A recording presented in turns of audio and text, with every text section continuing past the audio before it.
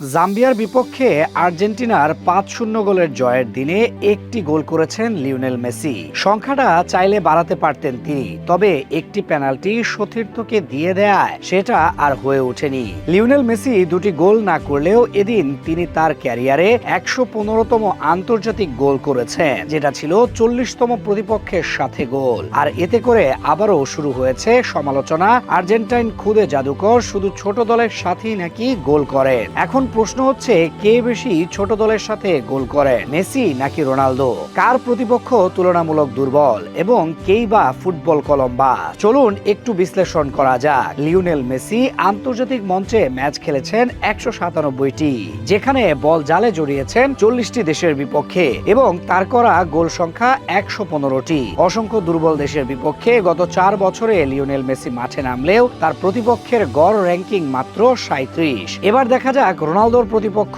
ও পরিসংখ্যানের দিকে।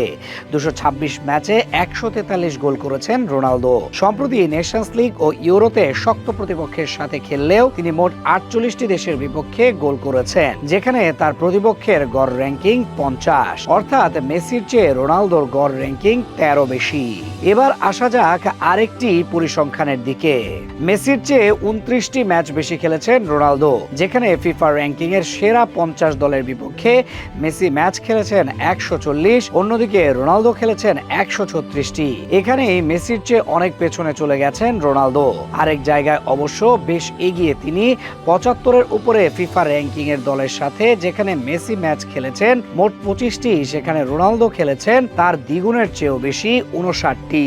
মেসি যেখানে গোল করেছেন ৩৩টি, রোনালদোর গোল সেখানে ৫৮টি, অর্থাৎ ২৫টি গোল বেশি। যেখানে দুজনের গোলে পার্থক্য ২৮টি, রোনালদো যেমন দুর্বল দলের বিপক্ষে ম্যাচ খেলেছেন বেশি, তেমন গোলও করেছেন বেশি। তবে এই দুজনের মাঝে কাকে ফুটবলের কলম্বাস উপাধি দেয়া যায়?